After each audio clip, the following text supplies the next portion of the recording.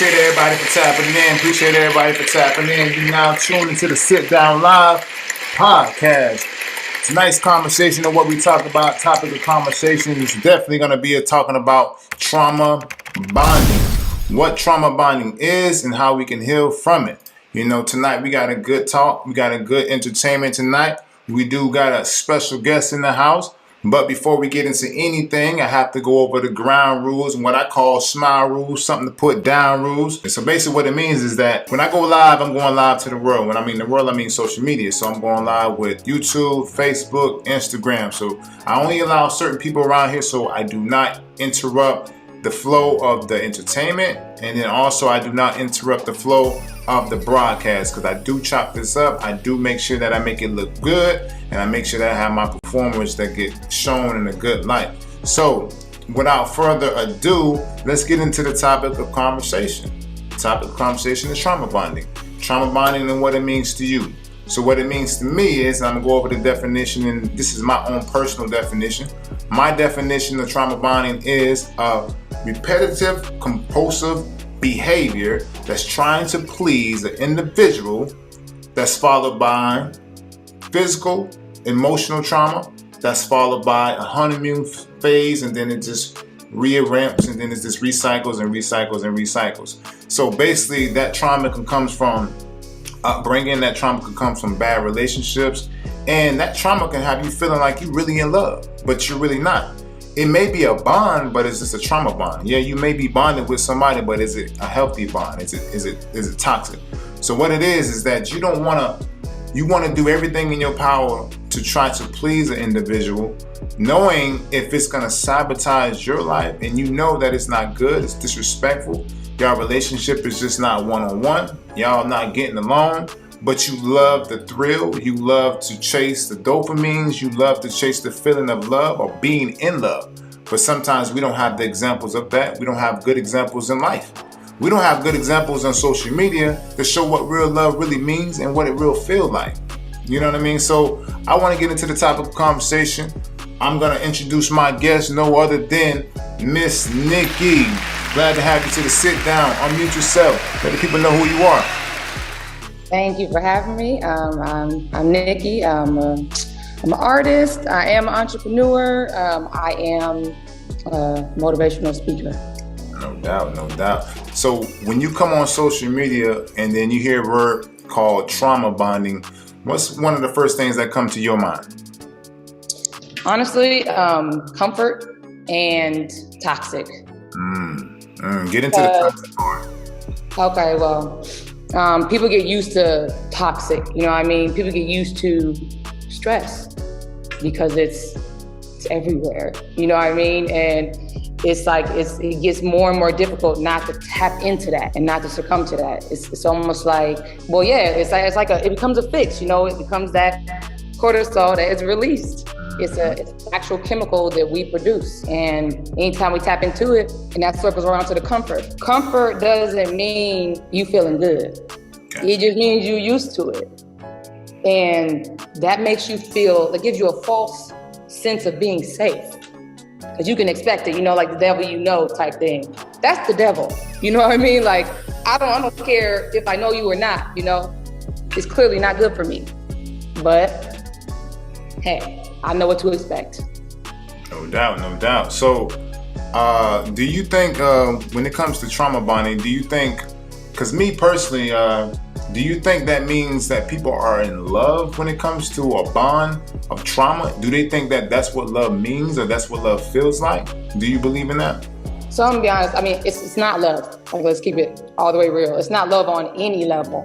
It's not the person that's being preyed upon loving themselves. It's not the other person that's, you know, doing the praying on the person. They're not having any love for themselves either, or the other person. It's not. But does it seem like love? Do they define it as love? Probably, to be able to keep themselves in it, you know, the lies we tell. But no, the truth of the matter is that's not love. Exactly. So my thing is too, I don't think we have a good example of what love really means, because sometimes we are loyal to the fact of the feelings that we see on TV on what we think love is, but what are we watching on TV? Everything that we see on TV is dramified. And I think we associate that with being in love. So therefore we take and disrespect things that from people that we love, and we keep taking it and keep taking it. And we think that's love. We think that we're going through that together. But in actuality, we're creating bonds that we think love bonds, but in reality is this a trauma from whatever reason that it is. You know, it can be, and I'm not going to just speak about just relationships, because trauma bonding can be in a workplace environment too. Oh, yeah. Trauma bonding can be from upbringing, from a parent to a son to a daughter. You know what I mean? It can be in many different forms, but you know, just to keep the topic on subject is, you know, relationships is what everybody really want to hear. So, you know, when it comes to trauma bonding, I want people to understand what that is and understanding how the stages, because they are stages, and get into the stages of trauma bonding. It's interesting because, like you said, it can come from other relationships, like growing up, or it can come from that current relationship. It starts off with the love bond. So, you know, it's this intense passion. You know, I'm drawn to this person. They're drawn to me. They tell me everything that I need to hear. You know, and it's usually somebody that's not necessarily emotionally healed. So they're seeking that approval. So they're basically bleeding out when this person's like cleaning it up for them and letting them know, like, I got you, I'm gonna heal you. Follow me. And they're like, you know what? Cool. They're respectful. They love me. They see it. They find somebody finally gets me. And that's the love bond, you know? And just like a drug, you're gonna be chasing that the rest of the way, because the next part is the criticism. And these are like small criticism, you know, like we gotta take criticism, right? You know what I mean? We got, especially in a relationship, you gotta have, your partner has to be able to identify certain things that you need to work on to make you better as an individual, hopefully. So, you know, criticism seep in, you know, but then it gets a little worse. You know what I mean? They start to maybe gaslight you. Gaslighting came from a play that was made back in the day. And a husband would turn on the gas and tick, tick, tick, tick. And the wife would be like, you hear that? He'd be like, no, what you talking about? He'd turn it off. And eventually she literally went crazy. Literally went to the crazy house. You know what I mean? So mental games being played like that, it causes confusion. And if a person's already seeking approval, they're already not sealed up, wrapped up tight. Bam, love bomb. Bam, criticism, making them a little more weary. Bam, gaslighting. Damn, I'm losing my mind. Okay, I must need to follow this person because they know, they see this. Mixing lies with the truth, man, is such an effective game because the truth is there. So you're like, okay, well, they're telling the truth about this. So, I mean, they gotta be telling the truth about everything else. But, you know, most likely not. But now you hanging on. Now, at this point, you just trying to get back to that love. So they slip that in there, right? Oh, I love you. I'm sorry. I took it too far. But then bam, it goes back worse. And now it's just stress. And now it's just everything you do is wrong. And now that's when that cortisol is being released. So you have that love, which is dopamine, which is something that is naturally produced. It's also synthetically produced. It resonates the same. So then you got this cortisol, which is at the end of the cycle, right? But now you're used to that too. And you get to a point to where you like, damn, the dopamine at this point, I just want some peace. This is too much. Like, what I gotta do? What I gotta do to get you happy? Okay, you right, I did that wrong. Cool, I'm not gonna do that next time, but then something else gonna always pop up. So I use the analogy of being in a room. You know, you got the door, you in this room, you don't even know you being backed up into this closet. And then eventually he popping in or she's popping in, giving you a pillow, giving you a blanket. Next thing you know, that blanket gone and there's no more doors. It's just four walls. And it starts over again, over and over and over again. Until the person, if they ever realize, honestly, that they're worth more, that no one should be able to speak to them in that way, that, you know, they matter. Correct. I appreciate everybody for tapping in. The topic of conversation tonight is trauma bonding. Now that we got people are in attendance, you are clear to say anything to speak about the topic of conversation, but I do have to get over some rules. So if you do want to speak to whatever that's being said, we do have the reaction button that's really down at the bottom. It looks like a hand. You just use your raise your hand feature. You can use the raise your hand feature at any time during the event, but make sure that you always have your mics muted because you want to respect the person that's speaking.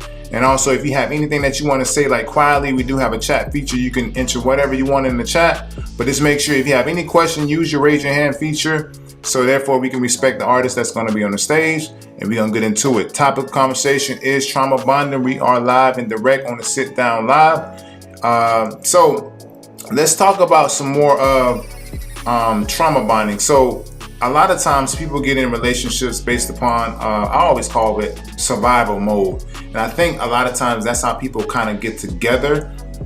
They kind of go into a situation because one person needs the next person. So I want to explain this. When you get in a relationship, and let's just say maybe, this significant other maybe has a house, right? I'm not necessarily on my feet, but I'm going to move in with this individual and I'm going to be with them based upon what I'm getting out of the situation, basically, which I call a situationship. So I'm in this situationship based upon my survival needs. So I'm loving this person and based upon my survival needs just to be with this individual. So I'm creating this bond, not because I necessarily love this individual, but because I'm in survival mode. I need a place to stay.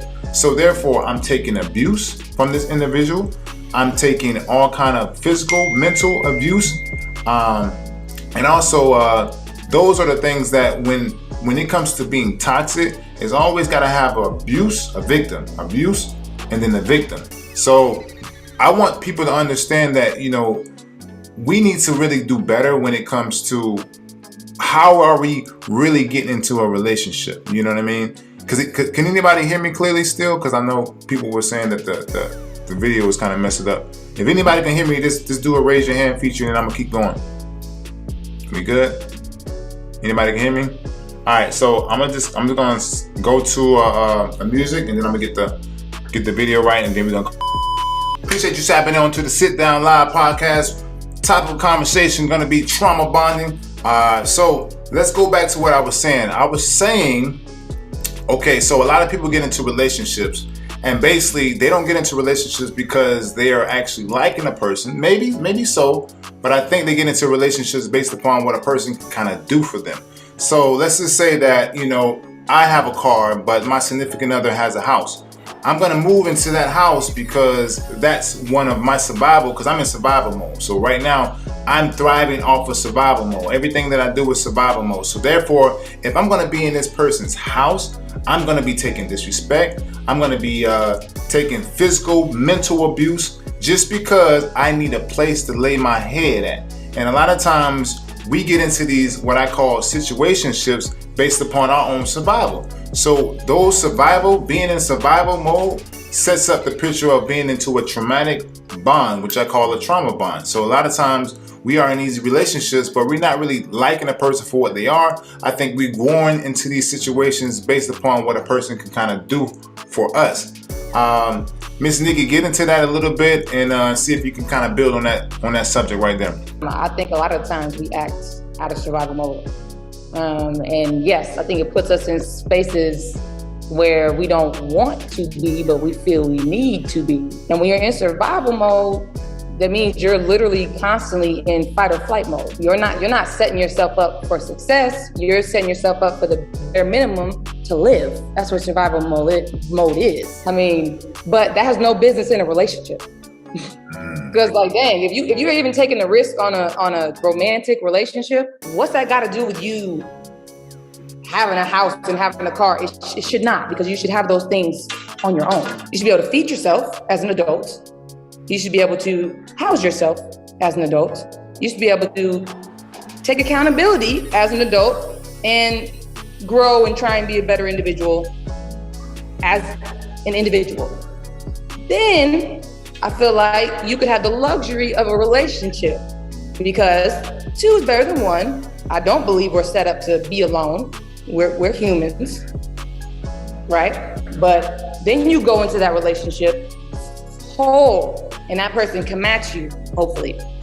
And y'all are in the situation to love each other, which is the goal, which always lifts everyone up to a higher vibration. And then finances come automatically. Like places to nourish yourself, everything comes naturally at that point. But if your goal is just finances, it's unbalanced. It's never gonna work like that. It doesn't make sense. Life is not really set up that way for success. No doubt, no doubt. Speaking about finances, I think finances can cause a trauma bond as well. You know what I mean? So when I speak about finances, this goes to the same scenario of depending on somebody based upon what bills that they can pay for me, or if I'm in a situation where I can't do nothing for myself, but I'm dependent on this next individual, it kind of sets it up all over again to be in a traumatic bond. So I think, when we come into these relationships, we need to come from a place of that we have already kind of been healed, and that we understand that we can relate to what a healthy relationship looks like. Because right now, I don't see anything that sets the picture or the example of a healthy relationship in these days and ages. Yeah, it's too far in between. But, like you said, honestly, the good relationship starts with yourself. Because that inner voice, man, it's the loudest thing, regardless of who's screaming in your face. That inner voice is always way more ruthless. So if you ruthless in here, it always manifests in your life. You know what I mean? Most time in other people. I know I've been in a relationship where I was like, dang, I was so conscious to the moment. Like, dang, they said exactly what I had thought, exactly what I was afraid of. Now I was conscious to it, so I was able to really be like, yeah, nah, that's not what it is. And, I know that's a lie that's been said in my head, so I gotta go. But a lot of people, that's just confirmation. So they get stuck by that. So you gotta seal yourself up, because then you'll know oh, okay, this is a red flag I actually need to take heed to. This is actually for sure not right. All right, I'm gonna push. No doubt. Some of the steps that people can take to actually avoid being in a trauma bonded relationship. Again, you got to be conscious. You have to stay aware. You got to make decisions for your personal well-being. Because if somebody who's really honestly loving themselves, meaning literally have a notebook, write out who the person is that you want to be. And then come back to that and see if you hit those points. Taking the time to get rest, drinking water, you know what I mean? All these things, eating foods that are good for you. Because emotional eating is the way of, I'll say America. It is, you know what I mean? And honestly, if you pay attention to what you eat, you'll know where you're at mentally and emotionally during that time. If you're craving chips, you're going through anxiety. You know how people gnaw on their fingers or chew on ice, stuff like that, all traits of anxiety. So if you can be aware of that, so if you're talking to a person and dang, you always eating on them chips or gnawing on that ice, you can evaluate things like that. You cannot let those signs go to the wayside. You got to take accountability after the day is done and ask yourself, how you feel about this? Chin with yourself. That's how you can miss a trauma bond. Because you're going to be honest with yourself and no, that wasn't right that they talked to me like that. Yeah, I could take the truth out of that, because I can always get something good out of anything, but that's not good for me. And you'll be able to walk away. Let's talk about the connection between healthy food choices, as far as the difference between what foods are good for you, what foods causes anger, what food causes peace, what food causes just emotional responses. Get into that a little bit. So for example, just plain white bread, right, which is bleached, chemical-ridden substances. They literally cause inflammation. Anything that causes inflammation in your body also causes inflammation in your attitude. You know what I mean? Like it's so basic once you really understand, like everything is really real, everything's really right in our faces. So eating late at night, right? That's causes for you to be more stressed, which of course means more upset, because your body has to digest what you put in it. So if you eat right before you go to sleep, which is the time you're supposed to be resting, you're not resting because your body is literally going, and depending on what you ate, it's going, doing what it does, breaking down this food for you. You're gonna wake up groggy. You're gonna wake up not being able to see these signs that you need to see. You're gonna wake up not being able to tune in to the energy around you, not being able to listen to anybody, not being able to walk your purpose. So good foods, we're made up of over 75% water. Water is great for you. You know what I mean? Like avocado is a good fat. It's great for your skin. It's great for your hair, inside out, like things that are high in water, like cucumbers, and obviously all vegetables, most vegetables, they're good for most people. But honestly, anything that you eat, pick the time that you eat it. During the middle of the day, if you want to have your sandwich, look at the ingredients on the back, as far as the bread. Don't get the bleached stuff, please. Just try, you know what I mean? It's really not that much more expensive. It's really not. Eat it during the day, and then cut yourself off at a certain time at night. It's discipline, and you will see a difference. But in the beginning, you will be tired. I'm not gonna lie to you. When I started transitioning, like your body is going through withdrawals, once you let stuff go, it'll go through the withdrawals, but in the end, you'll feel a lot better. And that's just life. It's not easy. Wow, that's amazing. What made you make that switch though? Like, because a lot of the people that we listen to, we have a side diet where, it's a sad American diet. Like, what made you transition to wanting to be more of a healthy, wholesome, eating habits? So when I started taking my singing actually seriously, right, I would lose my voice a lot. Like my voice was already a deeper tone. I got my tonsils out when I was younger, so it was always something kind of going on. But once I would always lose my voice, and the writer and the producer I was working with was like, yeah, you just need to cut out dairy. I was like, what? I ain't about to stop eating cheese. What are you talking about? And they were like, yeah, because it creates mucus. And I could tell that's why you keep losing your voice. And I was like, whatever. And I was like, wait.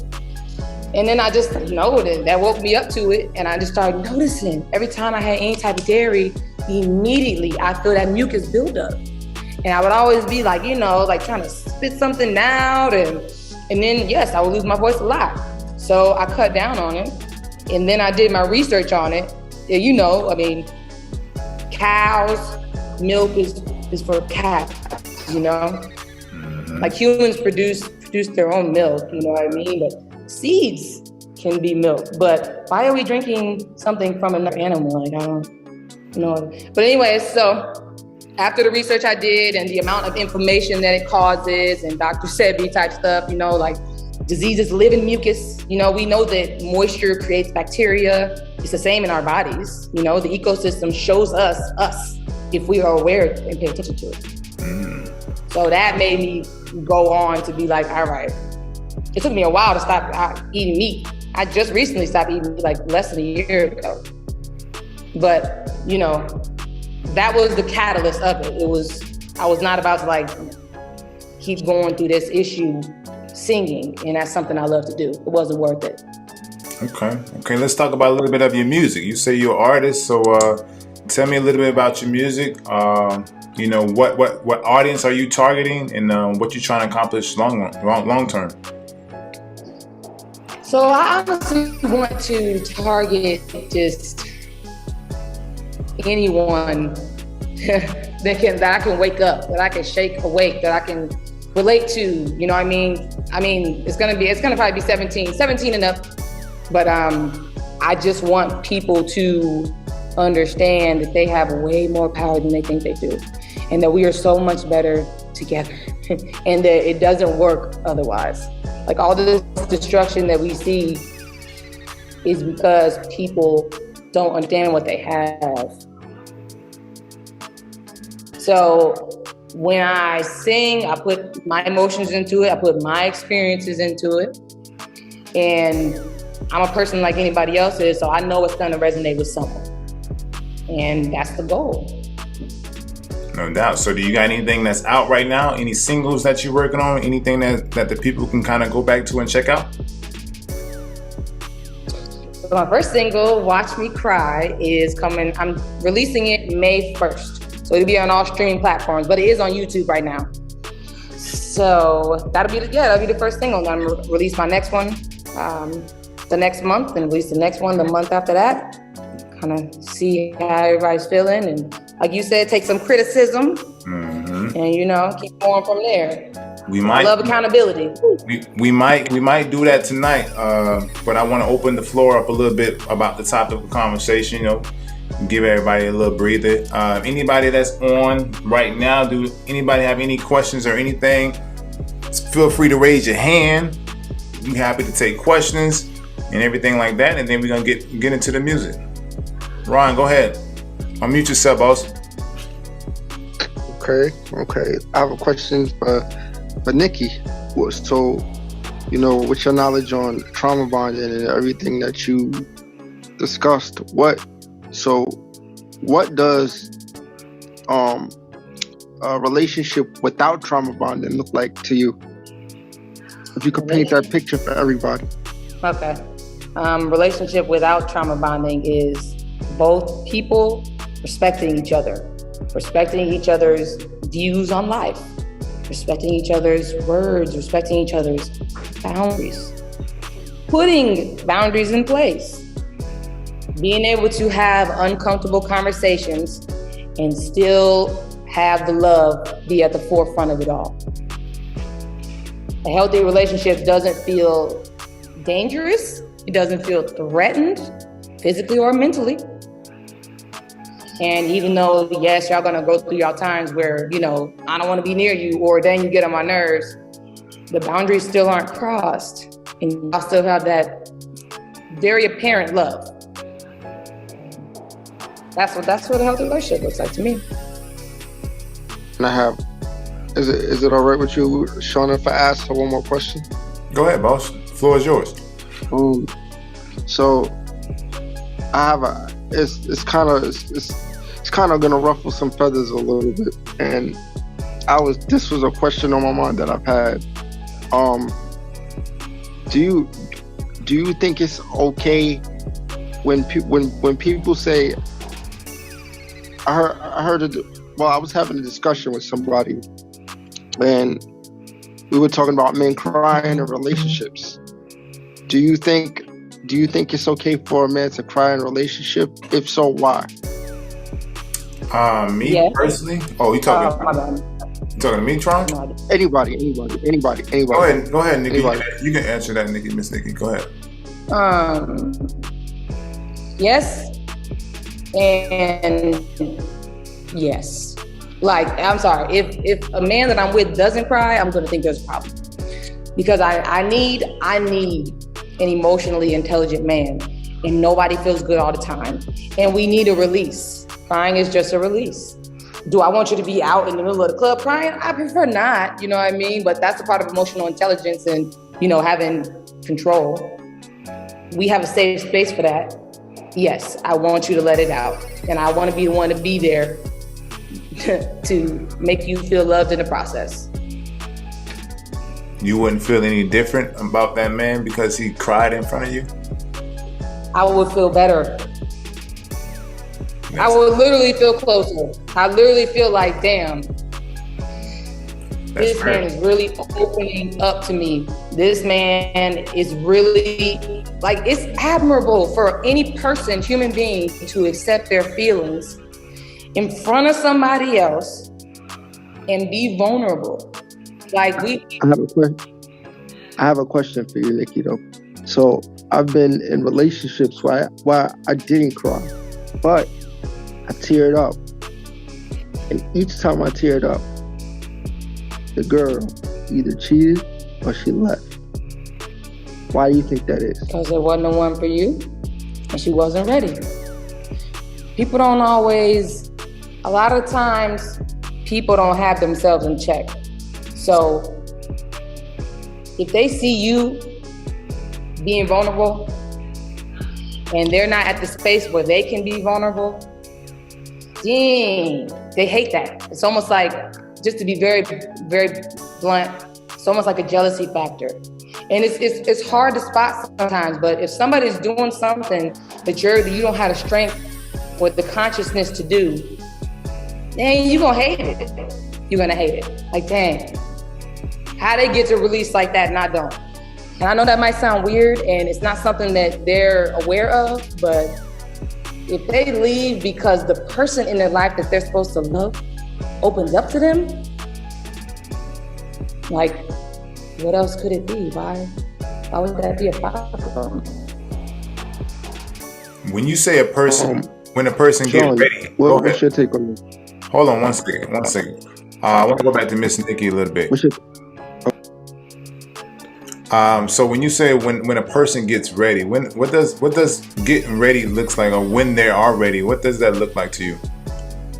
When they're ready to release, like to confront themselves? Nah, mostly like ready, like in mindset. I think was that what you meant when you said they have to be ready for a man to cry in front of them? Is that mindset?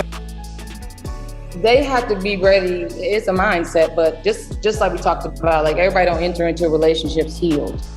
If you're healed, you know what it looks like to release. You know what healthy emotions look like because you're taking care of yourself. You know, you're loving on yourself.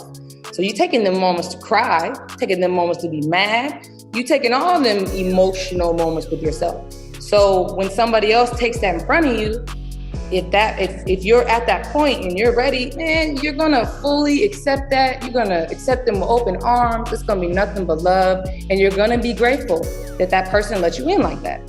But if you're not there, so that's what I was saying. If you're not there, you're not ready, then you're gonna reject that. It's like me, so I'm vegan. I don't even like to I honestly don't like to speak on it. And I ain't gonna push it on nobody either. You know what I mean? Like, but because here it comes, you know what I'm saying? Here it comes. Like, I don't speak about you eating meat. Why must you speak about me not eating meat? What's the real problem? You know what I mean? Like, would you like to not eat meat? Because that's on you. But you coming at jabs. You coming to me with jabs. It's like the same thing kind of repeated in a cycle. Jealousy is not always visible, so clear. But if people are getting upset at you for doing something that's natural, I'll be a little bit of jealousy in there. I'll be a little bit of hatred. Self-hate, you know, it all rolls back to that. No doubt. Self-hate is always one of those things that we got to reflect on too. And also getting back into the space too where we're listening to actually listen and comprehend and not listen to just to respond. You know, get into that segment a little bit. So, first of all, if you're in survival mode, you know, all the time, like you're just trying to defend yourself. You're being defensive. So your goal is not to cultivate any other relationship. It's to affirm that you're good, that whatever it is in your head that's going on, you got this. You're gonna make it out here. Your feelings are that's what's got me to this far. I can't go back on that. So everything is calculated. You know, with survival, it's supposed to be. You're supposed to be just surviving. So if you're calculated all the time, you can't even open yourself up to listen. What you listening for? You know what I mean? You're gonna listen for key points. You're gonna skim the conversation. Oh, is this a threat? Is this a threat? Is this a threat? You know what I mean? But if not, like, all right, I pulled from it. I got you. And now this is what I gotta say. And that's, you know, it's as far as it goes. So if a person is open and they're willing to build and actually live their life, they're gonna wanna sit and have patience and listen and give other people respect and be humble and know that they can always learn. And that can come from anybody in any situation. That's when the full-on listening will come in. No doubt. We tapped into the Sit Down Live podcast. If there's anybody else that wanted to tap into the conversation, be more than happy to raise your hand. If not, we're going to get into Miss Nikki's single. And if anybody wants to listen to it, I want to see hands raised in the air because I actually got her YouTube channel pulled up. I reversed it, and then we can get into it. If that's okay with you, we can get some feedback to it. Let's do it. Let's do it. We got one other hand in the building before we go to the music. Versatile, unmute yourself. The floor is yours. It's right there. You know, I really enjoyed this show right here because you guys speak it in a nice language. I put it as a hobo, you know, a person that stay with somebody just so they can get the necessary needs that they want. And so I'm glad that it's being explained so a lot of people understand it a little bit better. So I want to just take the time for Nikki to be able to say thank you again so some people can get it and grasp what's going on. Mm-hmm. Because it's a lot of situations out there. A lot of people don't know what to do, how to do it, how to handle it. And sometimes they may be in that trauma bonding together and not know it.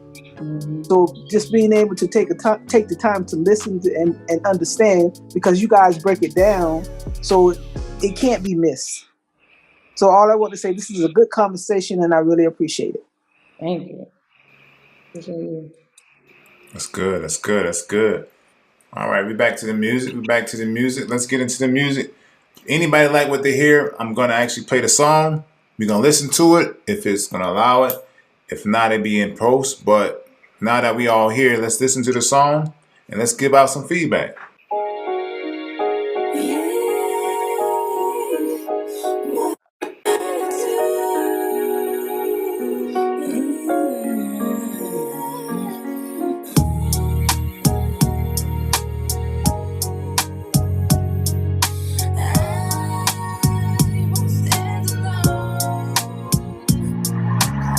Give love with no change, no room left in my heart. Why you calling my name? You must think we need a new start. Blessed you know that you are, 'cause I'm your only bright star. Blind but still I can see. Maybe you just wanna be free.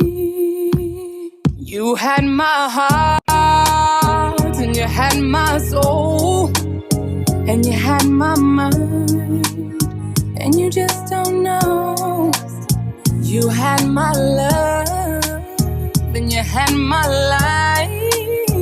It must feel good to you when you watch me cry. When you watch me cry. When you watch me cry. It must feel good to you when you watch me cry.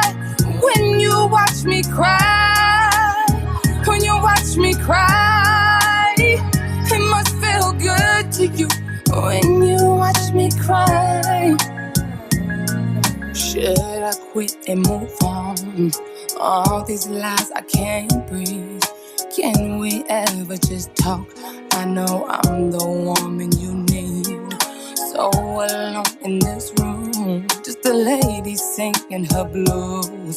Close my eyes, I can leap to a place where someone wants me. You had my heart, and you had my soul, and you had my mind, and you just don't know.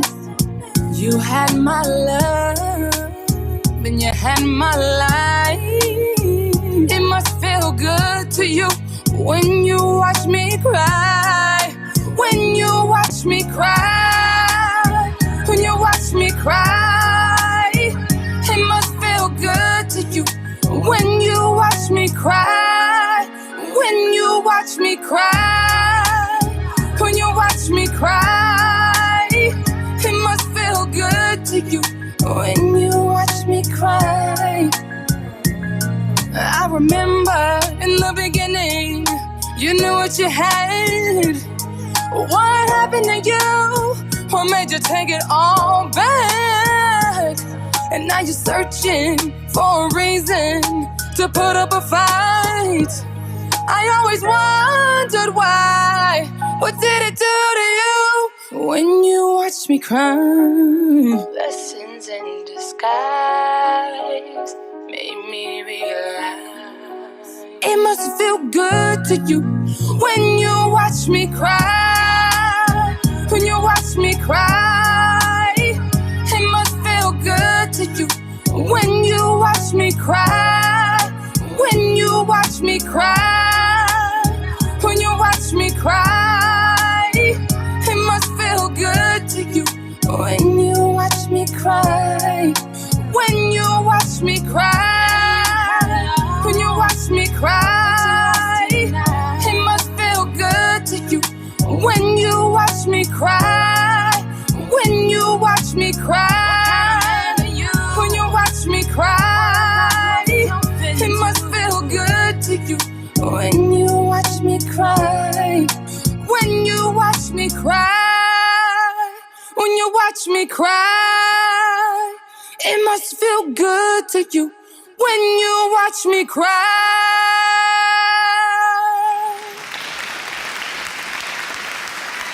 We tapped into the Sit Down Live podcast. We just got done listening to When You Watch Me Cry by yours truly, Miss Nikki. So tell us a little bit about, what kind of mindset were you in when you came up with that track? That track is dope. Thank you. I was in a trauma bond. It's crazy. You the one to pick these, like, yeah. So you even it's explained in the dang on song. Like, dang, I remember when in the beginning when you knew what you had. Dang, what happened to you? Who made you take it all back? And now you searching for a reason to put up some type of fight. I always wonder why. What did it do to you when you watched me cry? It must feel good to you. It must feel good.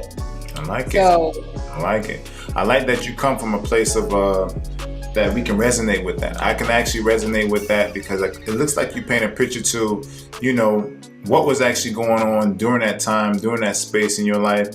And I like that track sounds like you.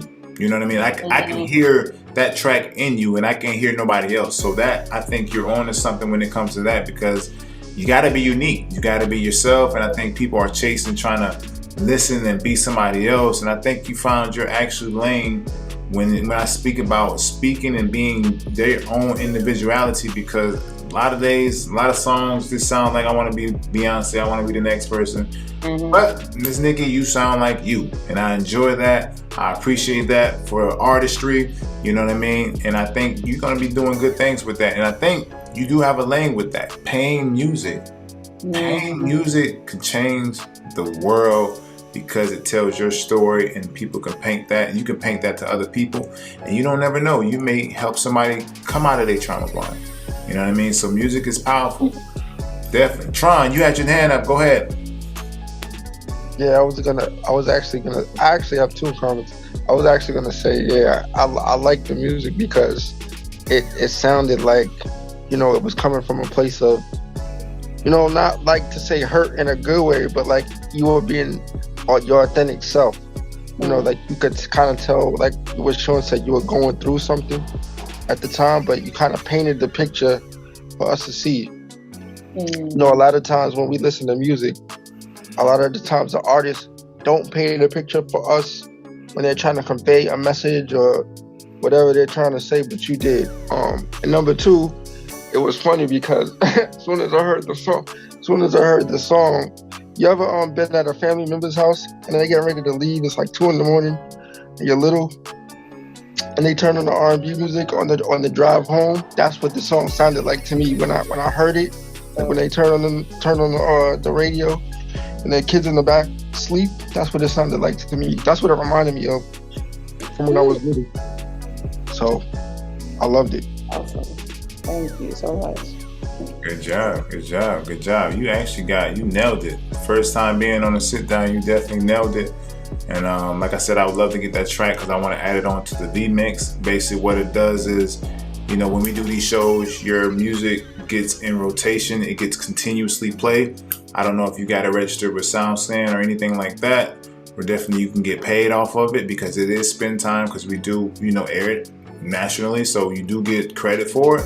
So I would love to have that MP3 so I can put it into rotation so we can get you more exposure to the music. And if there's anything I can do for you, I can be able to market it, promote it, whatever I can do just to kind of help you out. And I think, more people like me needs to be doing this because, there are independent artists that are hot, that are talented, very talented. It doesn't always have to be about doing stuff on a professional scale because sometimes, we get wrapped up into professionals, but a lot of the underdogs and a lot of the independent people got great voices, got great talent. And I want to be the one to shake the room up and expose that. You know what I mean? So good job with the music. Definitely good job with the music. The whole cover art, everything, you hit it spot on. You right on the money with it. So I definitely like it. Appreciate it. So yeah, if you can definitely send over that track to me, I would like to put it in my beat mix. And then we can get more exposure to it. All right. Until then, I think we got about 5 more minutes. I do have one more track that I want to spin out, which is Gas Mask from Orlando, Florida. You know what I mean? We're going to tap out and then we're going to run up out of here.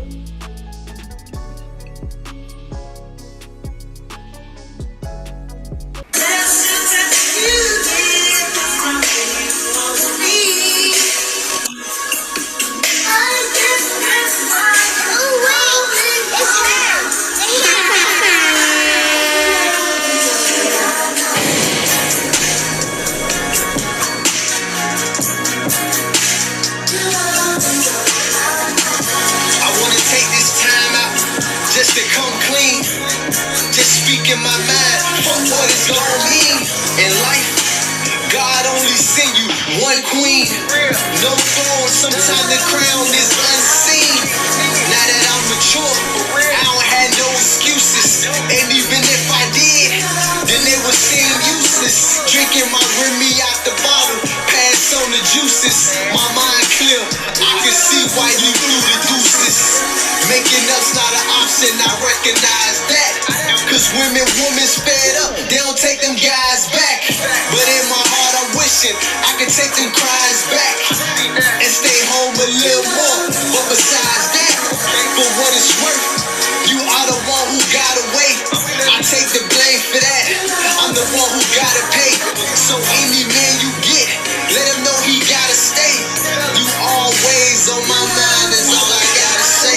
You always on my mind, babe.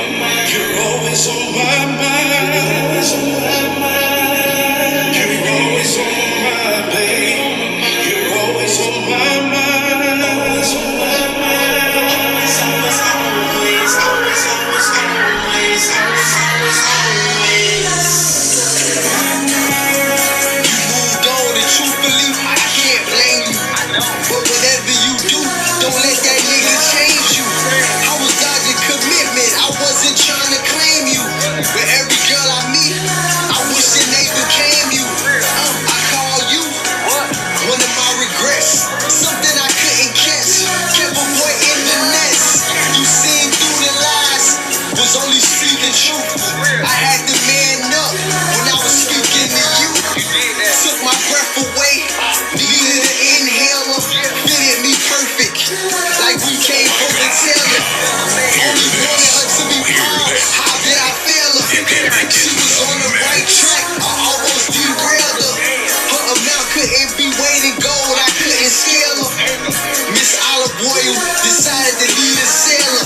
And nah, this ain't no makeup song, but if I ain't next to you, I'll wake up wrong, for real. You're always on my mind, babe. You're always on my mind. You're always on my mind. You're always on my mind, babe. You're always on my mind. Always on my mind. Always, always, always, always, always, always, always, always.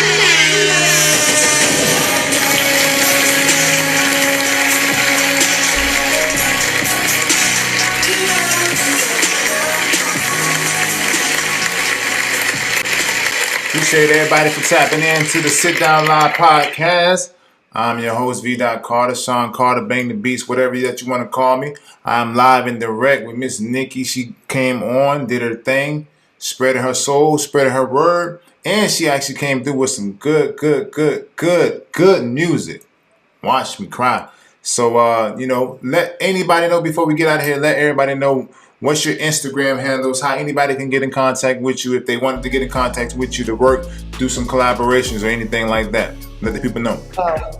Message me. You can always DM me. It's miss.anicole, ANIKOLE.